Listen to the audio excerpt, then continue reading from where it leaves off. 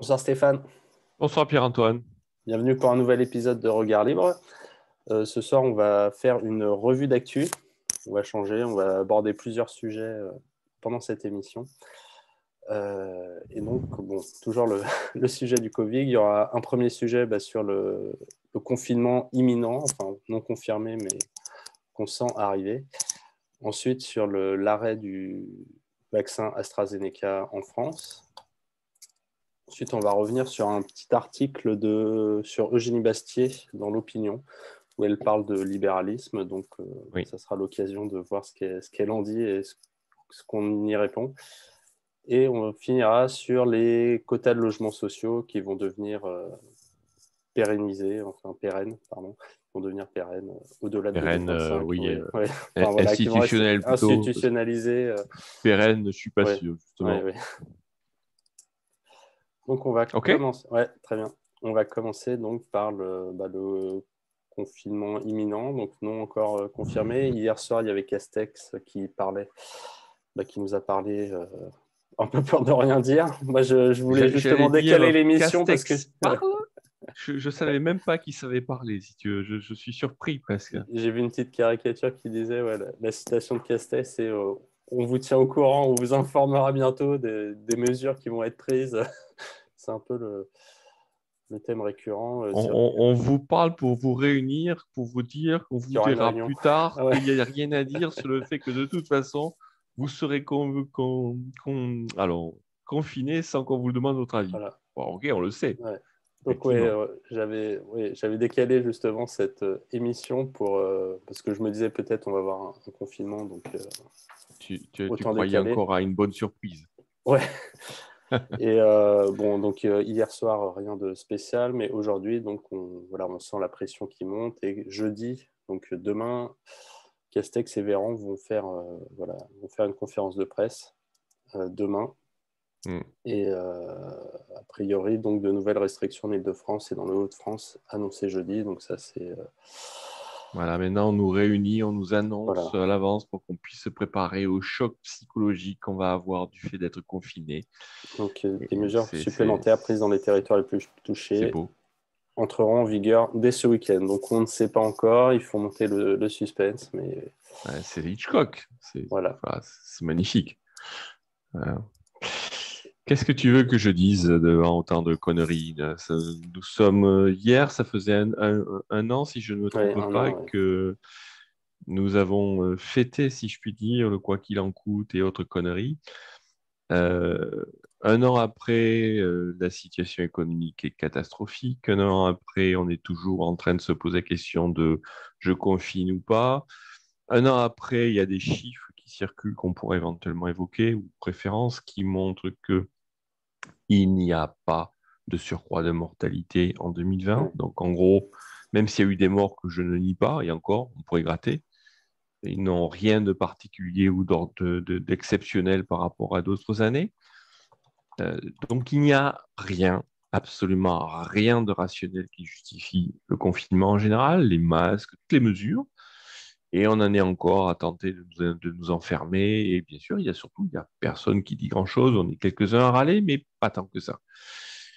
Je crois que ce qui est important, enfin moi, ce que j'ai envie de retenir et de dire sur cet article qui n'a aucun intérêt en tant que tel, si ce n'est Ouais. pour confirmer la connerie des gens qui nous gouvernent, c'est que c'est de marquer justement cette année. C'est un an de confinement peu ou prou, un coup oui, un coup non, mais voilà, ça va faire à peu près un an qu'on est tous les uns les autres enfermés, qu'on envisage simplement le fait d'être enfermés, masqués et autres conneries. Et le résultat ne sont tout simplement pas là. À part la crise économique, je vois pas ce qu'il y a comme résultat. Ouais.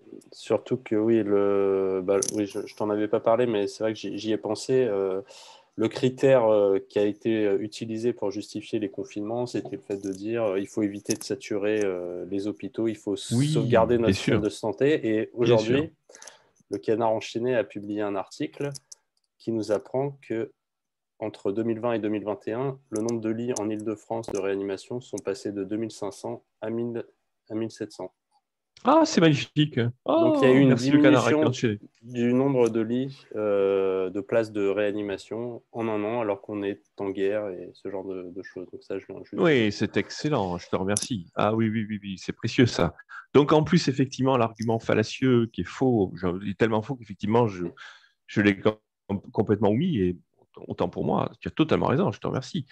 Montre en plus que c'est faux. Donc en plus, on nous dit qu'on fait tout ça pour préserver le système de santé et en fait, en en parallèle. coulisses, ils vont dans l'autre sens. Donc ça montre bien que tout ça est faux. Ça montre bien que toutes les motivations réelles sont d'un tout autre ordre. Et je reviens sur ce qu'on a souvent dit ici sur les motivations probables. Je maintiens que l'un des objectifs, c'est bien de détruire le tissu économique, notamment celui des PME et des indépendants. J'attends qu'on me démontre le contraire et qu'on me montre que j'ai tort.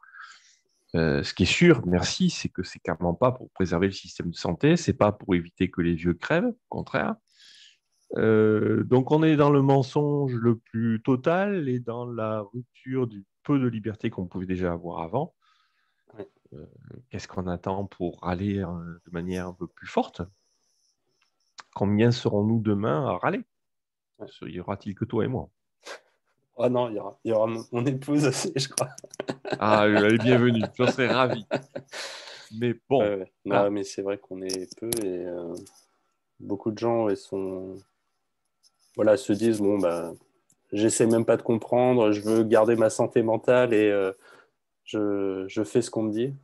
C'est c'est un il y a... piège. Oui, C'est un c'est un piège, piège. mais beaucoup de gens voilà, sont dans cette démarche de dire, bon, au final, je vais pas m'intéresser à ce qui se passe des dessous de ce qui se passe, sinon je vais devenir fou, ça va me nuire personnellement. J'ai envie de rebondir sur ce que tu viens de dire parce que je pense que c'est important. De manière assez fortuite, les derniers jours, je suis retombé sur un extrait de L'étranger d'Albert Camus, euh, par pur hasard. Et je suis tombé sur un, alors j'ai pas le texte par cœur, mais il est sur ma page, on pourra le ressortir. Un extrait donc de L'étranger. L'étranger d'Albert Camus, c'est un pauvre type qui débarque en Algérie, peu importe l'histoire, il se retrouve à tirer sur quelqu'un et Ouais, donc il y a toute l'histoire derrière du système judiciaire français. Et le passage que j'ai repris, c'est il raconte son incarcération et sa perception de sa liberté au cours du temps, au fur et à mesure que son incarcération se produit. Et il commence à dire au début, j'avais des pensées de liberté, et puis à la fin, je me suis habitué à l'incarcération. ouais, Je pense que c'est tout à fait important et je pense qu'il faut le rappeler. On pourra prendre l'extrait, je le remettrai. Mais on s'habitue, ce que tu viens de dire ouais, est tout à fait vrai et gravissime. Avec le temps, on s'habitue à être enfermé. Avec le temps, on ouais, s'habitue à ne plus avoir des pensées de liberté. ouais, Le piège, c'est de ne pas faire comme Anne Frank, si tu me permets, c'est de ne pas résister et de continuer de s'habituer au fait d'être enfermé. ouais, Il faut surtout pas qu'on s'habitue à être enfermé, il faut surtout pas qu'on s'habitue à penser que c'est normal. Ils ouais. n'attendent que ça. Ils nous usent justement exprès. Oui, Il en faut changeant tout le surtout temps pas de. s'habituer. Ouais, ouais, ouais, il faut pas s'habituer, mais juste une anecdote, c'est par exemple, moi, dans l'école de mon fils, il y a eu un enfant qui était cas positif et il disait, en gros, le message officiel, c'était de dire, bah, les élèves doivent rester chez eux pendant une semaine et pour revenir en classe, ils doivent tous faire un test PCR. Donc nous, on a refusé et on a appelé les gens, enfin la mairie qui s'occupe de ça, et ils nous ont dit, oui, en fait, il peut revenir mais au bout de 2 semaines sans test. Il n'est pas obligé de faire le test, mais s'il ne fait pas le test, il reviendra au bout de 2 semaines. Donc déjà, C'est dans le bien, tu as message négocié au moins. initial, Au moins, oui, tu as négocié. voilà, c'est que dans le message initial, ils ne te disent pas que c'est possible aussi de revenir sans faire le test. Donc par défaut, en fait, on voit que tout le monde fait le test et ne questionne pas le fait de faire un test Mais tu as tout à un à fait enfant. raison, même si c'est différent, je te remercie parce que ça montre bien qu'on peut négocier et donc que Ouais, quelque part on peut revenir vers eux en disant non. C'est ça qui ouais, est important. Je pense qu'il y a clairement il y a trois niveaux de message et je crois on pourra peut-être conclure là-dessus. Le premier, c'est nous sommes dans le mensonge et ça fait un an qu'on est dans le mensonge. Maintenant, ce mensonge est totalement clair et avéré, si je puis dire. Le deuxième, c'est il ne faut pas s'habituer à cette situation, il ne faut pas lâcher, renoncer à râler et à contester la situation. Et le troisième, tu as tout à fait raison, c'est on peut dire non, on peut négocier, on peut s'opposer et les infléchir. Et Ouais. oui, je te remercie de Et ce point-là. il faut être prêt quand même voilà, à subir des déconforts ponctuels, Bien mais c'est sûr, vrai que sur le long enfin, là, on travaille pour pour le long terme que ce genre de choses ne s'installe pas. Parce que, mais après, moi, mais je l'ai à la maison pendant 2 semaines. Bon, après, c'est sympa, mais c'est vrai que. oui, Non, mais mais voilà, voilà, qu'est-ce que c'est que deux non, mais voilà, semaines c'est avec ton gamin pour par les rapport. autres qui font faire le test à leurs enfants parce qu'ils ne veulent pas que leur gosse soit à la maison, mais C'est un piège. on met la main C'est un là-dedans piège. et on s'en sort pas. Exactement. Exactement. Alors, on va passer maintenant sur AstraZeneca. Donc, on a, voilà, c'était hier. Avant-hier, donc Castex disait que tout le monde va se faire vacciner. Hier, ou avant-hier, enfin bon, c'était cette semaine en Peu tout importe. cas. AstraZeneca, donc Macron a dit qu'on suspendait la vaccination AstraZeneca en France parce que dans plusieurs pays, ils ont arrêté cette vaccination parce qu'il y a eu des effets secondaires assez graves. Après, c'est vrai, quand on regarde en proportion du nombre de vaccinés, ça paraît pas si énorme, mais bon, là, ils ont décidé d'arrêter ce vaccin en France. Et ils se donnent quelques jours pour étudier la situation, voir s'ils réautoriseront ce vaccin. Et je pense que c'est intéressant quand même. Je n'ai d'action ni chez AstraZeneca, ni chez Pfizer ou autre, hein, ou chez Sanofi. Donc, je suis assez neutre par rapport à tous ces acteurs. Et je m'en fiche que ce soit AstraZeneca ou un autre, soyons très très clairs. Mais je pense que c'est le processus qui est là. On est vraiment, encore une fois, dans le n'importe quoi. On sait, donc on l'a dit, toi et moi, que de toute façon, le besoin de soigner cette pandémie n'est pas du tout à la hauteur de ce qu'on nous dit. Donc, si tant est qu'il y a un virus, si tant est qu'il y a une pandémie, je veux bien, ils ne sont pas du tout à l'échelle qu'on nous annonce. Donc, tout d'un coup, on s'est précipité sur des vaccins. J'ai rien contre le fait d'imaginer se faire vacciner. Conceptuellement, pas de problème.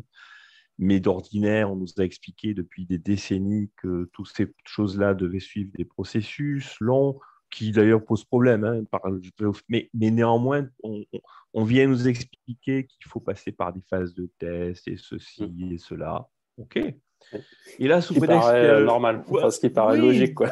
bien sûr, tout à fait, on peut discuter de certains détails, mais le concept de dire avant de mettre un truc comme ça sur le marché, il faut quand même un minimum tester les choses. Oui. Et là, justement, on est dans des circonstances où le côté gravissime du Covid a fait que tout a été court-circuité. Et maintenant, donc, on se dépêche, on se rue, pas trop vite quand même en France, pour vacciner. Et en cours de route, on se rend compte que, ah ben en fait, non, le truc, il n'est pas si fiable qu'on croit, alors maintenant, on fait marche arrière.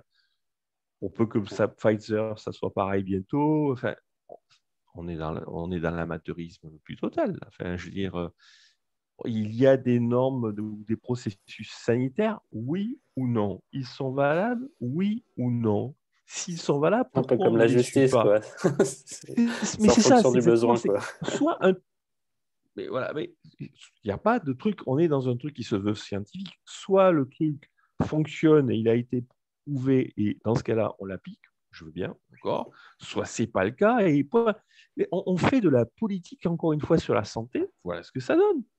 Ouais. Co- Parce qu'en Confier fait, votre santé. si c'était pas voilà, obligatoire, enfin, parce que là, quand on sent le sort de passeport sanitaire, un vaccin qui va peut-être devenir obligatoire, je ne sais pas encore, mais s'il devient obligatoire, c'est là que ça devient vraiment problématique, parce que qu'un vaccin fonctionne ou pas, bon, après, les gens pourraient, s'ils étaient libres de le prendre ou pas, bah, Oui, après, c'est un peu leur ça ne poserait problème. pas de problème.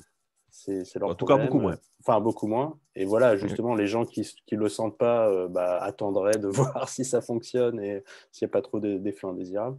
Mais là, c'est le côté en fait obligatoire et que l'État En plus, décide tu as ou raison. non qui crée ces effets Tu as tout à fait un peu raison. délétères, quoi. Mais il y a aussi, tu as totalement raison. Mais moi, j'étais déjà dans l'esprit de dire, mais on nous pousse à la hussarde, à nous faire Ouais. vacciner. La vaccination est plus ou moins obligatoire. En tout cas, on y pousse très fort. Sur quelque chose qui s'est très, comment dire, éprouvé. Je sais pas, moi, on parlait de la fièvre jaune la dernière fois. L'hydroxychloroquine. Oui, par exemple, Oui, tout oui, à non, mais fait. les C'est fièvres la même jaunes, chose dans l'autre les sens. trucs anti-palu, tout ça. Enfin, voilà. Tout à fait, c'est la même chose dans l'autre sens. Ouais. Je, oh, tu sais bien que je ne vais pas être d'accord tout ce qui est obligatoire, mais encore au moins, il pourrait y avoir une argumentation. Là, il n'y a ni de valeur morale, ni de justification, et scientifiquement, ça ne tient pas la route. On est vraiment dans le grand n'importe quoi. Il est vraiment urgent de ne pas écouter les gens qui demandent à être vaccinés. Et je précise tout de suite, je suis largement vacciné par ailleurs. Je ne suis pas anti-vaccin. Ce n'est vraiment pas le Ouais. sujet. Mais, Oui. mais sur ce cas d'espèce-là, on est sur du grand n'importe quoi. C'est évident. Oui, ben, c'est comme les vaccins contre la grippe, au final. Enfin, moi, je ne sais pas si tu te vaccines. Moi, pour l'instant, Non, je ne me vaccine pas parce que non. j'estime que c'est pas. Et ça Enfin, à vaut pas mon le coup. âge, Ça sert ça à vaut pas le quoi? coup de me vacciner. Donc, Bah non, non. Là, mais moi j'ai d'autres considérations qui je peux comprendre qui ne sont pas valables pour tout le monde. Mais moi, je veux dire, une grippe, c'est une grippe. Même le ouais, Covid, des gens que je connais qui ont eu le Covid, ok, ils ont passé un mauvais moment. Ça peut être difficile, d'accord, mais en quoi c'est un problème, quoi? ouais, Moi, encore une fois, on en a déjà parlé. Moi, j'ai été vacciné contre la fièvre jaune. Pourquoi? Parce que la fièvre jaune, c'est autre chose, quoi. ouais, C'est pas juste 15 jours de courbature, quoi. C'est pas ça. ouais. Non, on y passe.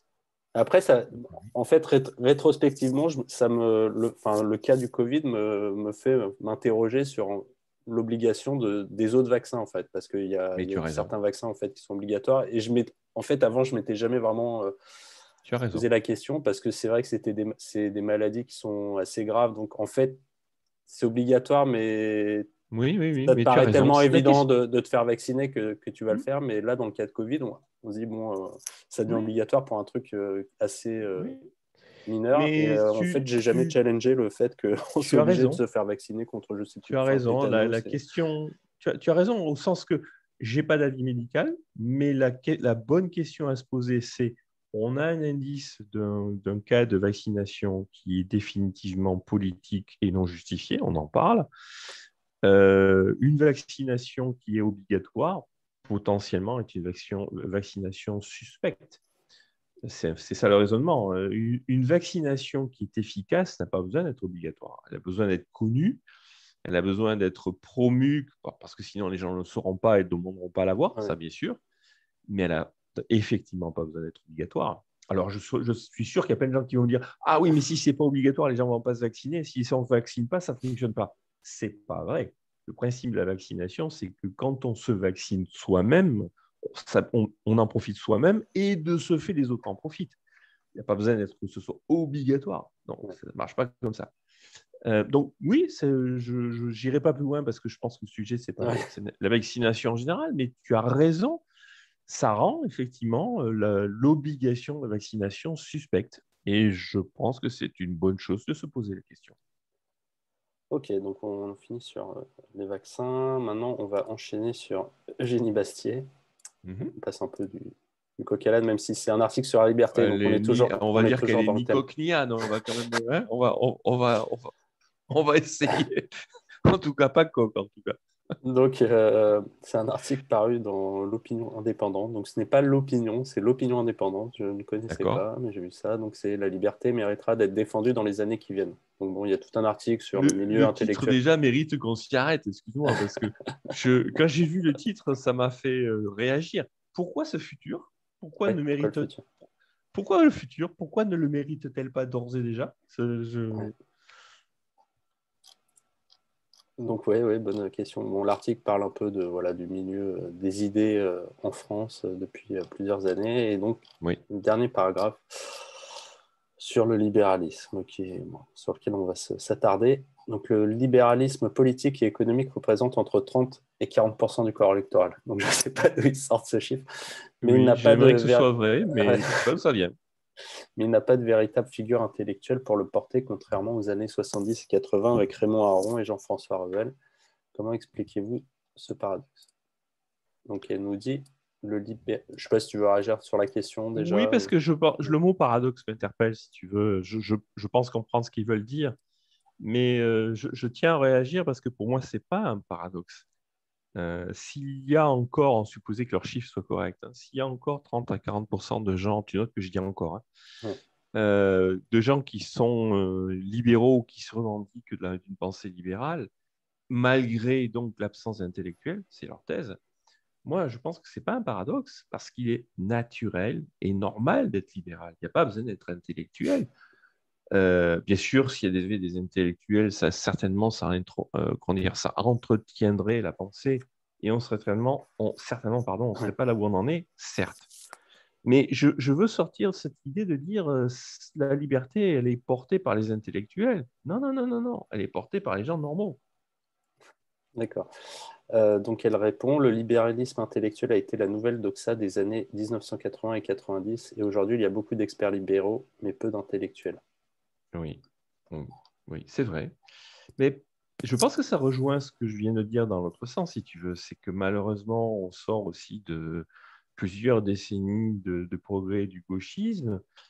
Et les intellectuels, pour être intellectuels, pour être comment dire, visibles, nourris, etc., ben, il est beaucoup plus facile de se mettre à gauche, c'est plus quelque part valorisant, c'est plus intellectuel justement, hein, c'est plus porteur, plus à la mode, etc.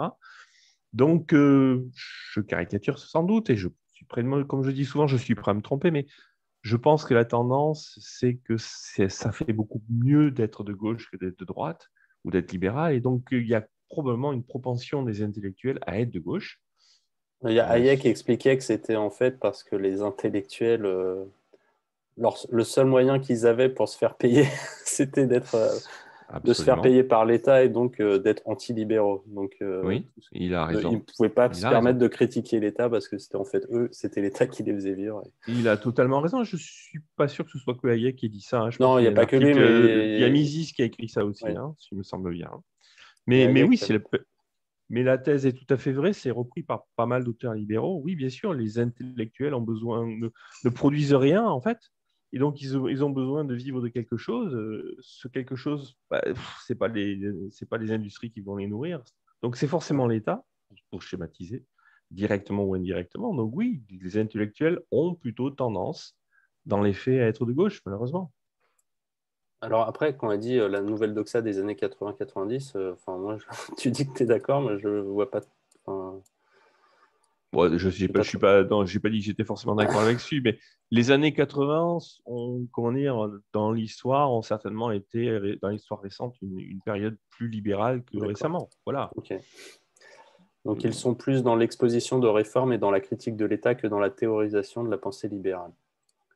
Même si François Sureau reste un penseur intéressant dans la défense des libertés, ou c'est Gaspard Koenig aborde aujourd'hui une réflexion assez fine. Assez fine. Assez fine. Non, Gaspard Koenig n'aborde pas une pensée fine libérale du tout. Gaspard Koenig n'est pas un libéral. François Sureau est un libéral classique, donc ok, mais Gaspard Koenig, non, il n'est pas libéral du tout. Soyons très clairs. Ouais.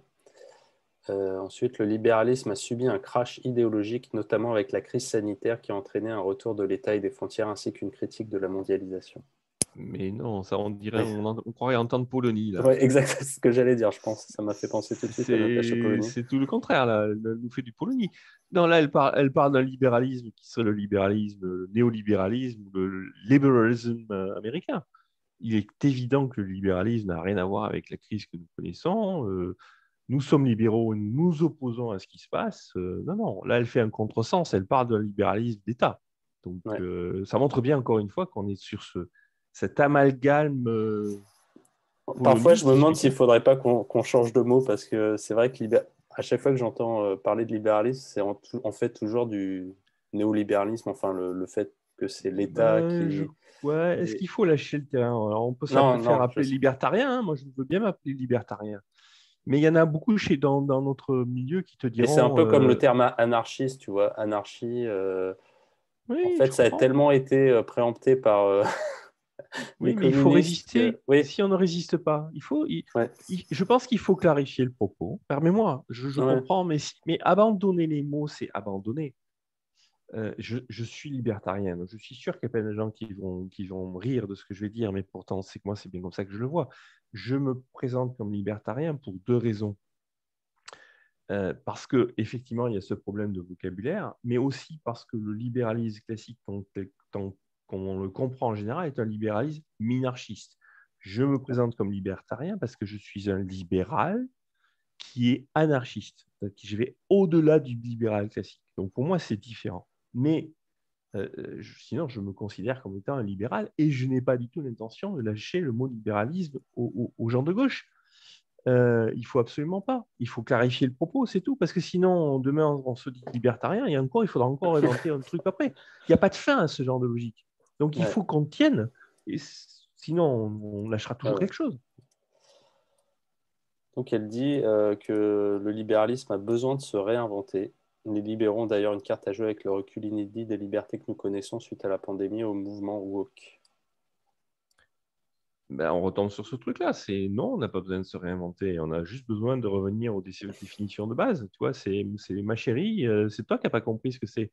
On n'a rien besoin de réinventer du tout. C'est toi qui as juste besoin de t'informer et de savoir que le libéralisme n'est pas ce que tu crois. Il n'y a rien besoin de réinventer. Le libéralisme fonctionne très bien. C'est vraiment pas ça le problème. Le problème, c'est ce qu'on met derrière le mot. Peut-être on pourrait juste essayer d'expliquer en quoi cette phrase en fait est un contresens parce que voilà, Polanyi l'a sorti et beaucoup de gens en fait sortent cette notion que en fait la crise sanitaire est due au libéralisme et Mais que bien sûr que voilà non. que Mais l'État, ça, heureusement que l'État est là pour nous sauver, alors que dans les faits on voit que c'est l'État qui a créé toute cette crise et alors, on va être très très simple. Un libéral authentique s'oppose à l'État. On va dire pour moi, l'ennemi, il n'y a qu'un seul ennemi à ma liberté, c'est l'État. Et pourquoi? Parce que l'État est le porteur de monopole de la force, c'est-à-dire de la violence, c'est-à-dire de l'arbitraire, et non pas du droit. Il faut se sortir de la tête que l'État est le porteur du droit et donc de la liberté. C'est tout le contraire. L'État est le premier à violer le droit. On pourra en parler. Donc, pour moi, l'ennemi est l'État. L'ennemi de ma liberté est l'État. Donc, je ne peux pas imaginer qu'en me disant libéral, sur une crise sanitaire, j'accepte l'idée que l'État vienne s'en mêler. En plus, créer une crise sanitaire qu'il a créée lui-même. La crise n'existait pas avant qu'il la crée. C'est le résultat de l'intervention de l'État. Donc, je ne peux pas être favorable à l'intervention de l'État en tant que libéral. Et entraîner le retour de l'État, oui, c'est un fait, mais ce n'est pas une conséquence du libéralisme. Au contraire, encore une fois, tout ce qui relève de l'action de l'État est par définition contraire à ma liberté et donc au libéralisme. Pour faire simple, quant aux frontières et à la critique de la mondialisation, je ne sais pas quel est le problème de la mondialisation. Je ne connais pas quel problème la mondialisation peut avoir. Ce qu'ils disent, c'est qu'en gros, avec l'ouverture des frontières, le fait que voilà, on s'approvisionne à droite à gauche, on a délaissé la production locale et que quand il y a une épidémie et qu'on ferme toutes les frontières, ben on peut plus rien avoir parce qu'on n'a plus d'usine, on n'a plus rien. Mais je renvoie ceux qui nous écoutent à la longue vidéo qu'on a fait pour critiquer Polanyi, parce qu'on a traité de tous ces sujets-là. On pourra mettre le numéro ou le lien. J'entends très bien, mais c'est encore une fois la même erreur. Parce que la raison qui a fait historiquement sur les 30 dernières années que toute l'industrie française ou l'économie française ou européenne d'ailleurs est partie en Chine ou ailleurs, est au contraire le résultat de l'intervention de l'État et non pas lié à un problème de liberté. C'est tout le contraire. C'est la limitation et la réduction des libertés du marché du travail en particulier et de l'économie en général qui a fait que les entreprises sont sorties du territoire et donc cela en Chine et ailleurs. Et donc l'appauvrissement du territoire en tissu économique est une conséquence de l'État et non pas du libéralisme. Quand on comprend que le libéralisme, c'est le contraire de l'intervention de l'État, et non pas exactement le contraire, on comprend tout, il n'y a pas d'autre chose à comprendre. L'État est l'ennemi, le droit ne vient pas de l'État, et l'intervention de l'État est réductrice de liberté. Voilà le libéralisme. Ok, très bien. On va changer de sujet, on va parler de la loi SRU, donc c'est pour les logements sociaux, donc sur un article de France Bleu, quota de logements sociaux, la loi SRU sera pérennisée au-delà de 2025. La loi sur les quotas de logements sociaux sera pérennisée. L'annonce est faite par la ministre du Logement Emmanuelle Wargon dans le journal du dimanche. L'obligation de 25% de logements sociaux deviendra permanente et des sanctions plus lourdes toucheront les communes réfractaires. Et tu vois, excuse-moi, avant de rentrer dans le dossier, je voudrais faire le lien avec l'article d'avant, parce qu'on est exactement dans un exemple de l'intervention de l'État on est exactement dans un des nombreux exemples d'intervention de non-libéralisme de l'État par rapport à ce qu'on disait juste avant. C'est tout d'un coup, voilà, on nous impose des quotas de logements sociaux, on nous impose que ça va durer, les communes n'ont pas leur mot à dire de moins en moins.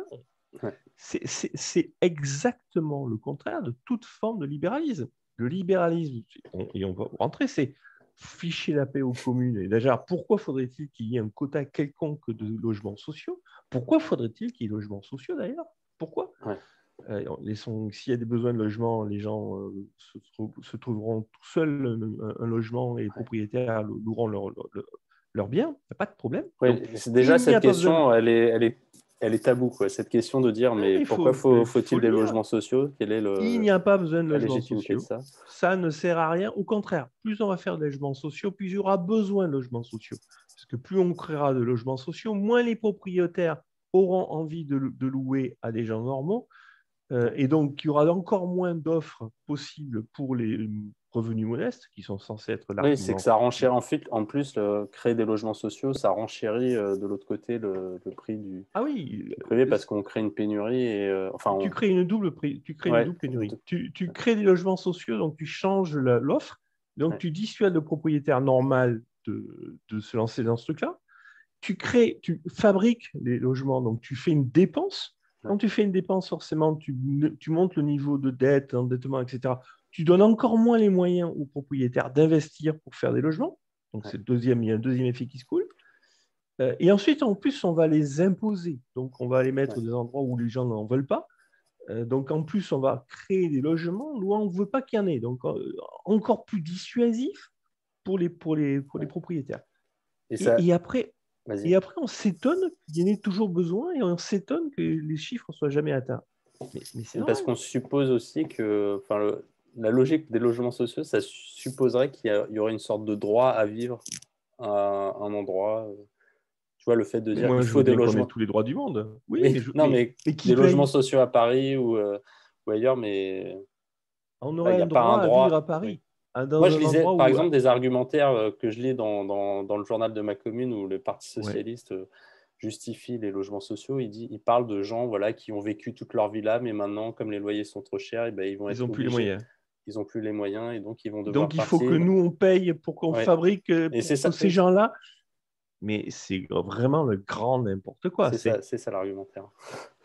Ah oui, effectivement, je ne suis pas assez tordu effectivement pour imaginer les Non, mais argumentaires de ce type-là. faut le C'est lire pour effectivement, comprendre leur logique. Ouais. C'est qu'en je gros, suis ils trop étaient là honnête. et en fait, ils ont le droit de rester là, quoi Mais qu'il non, en ils n'ont pas coûte. le droit. Non, Ouais, mais donc, selon les bon, socialistes. oui, je comprends bien, mais on a le droit de tout ce qu'on veut à partir du moment où on paye. On a le droit de rien du tout à partir du moment où on fait payer par les autres. Soyons simples. Hein, les droits, ceci, les droits, cela. On a droit, je vais le répéter, on a droit à tout ce qu'on veut tant qu'on paye. Pas de problème. On a droit de rien quand on exige que ce soit les autres qui payent. Or, c'est de ça qu'il s'agit. Ces gens-là ont envie de rester sur Saint-Mandé ou sur Paris. Pourquoi pas? Mais ils n'ont qu'à payer. C'est pas à nous à payer parce que. Alors, dans ce cas-là, moi, je vais avoir envie. Moi, j'ai envie de. En fait, tu sais, moi, j'aimerais bien habiter dans l'Élysée. Je trouve que l'Élysée, c'est assez confortable. Il y a un bon niveau de standing. J'aime bien. C'est central à En plus, Paris. Macron a refait le bureau, là, il doit être Voilà, nickel. il y a un jardin à côté. Il y a des chevaux qui passent. Il y a des filles qui surveillent. Je trouve que c'est pas mal. Moi, j'aimerais. Je considère que j'ai un droit au logement à l'Élysée. Ça marche? Ouais. Non, mais. Quand on veut employer des arguments débiles, c'est il facile. suffit de continuer le raisonnement. Pourquoi C'est pas absurde. On voit que c'est voilà, absurde. Ouais.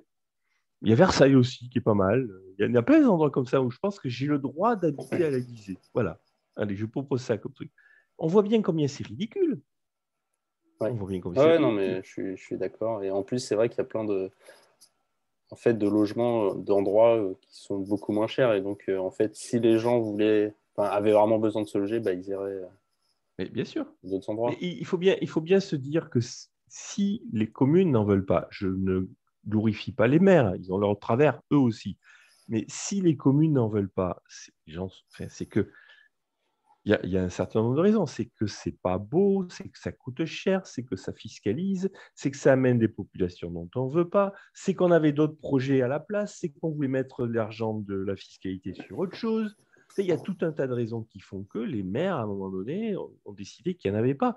Donc, de quel droit, en plus, l'État central se permet-il d'intervenir et d'imposer ça aux maires, en plus? C'est-à-dire que, en plus, on est aussi dans le jacobinisme absolu. Le communisme arrive rampant. C'est qu'en plus, les maires ne servent plus à rien.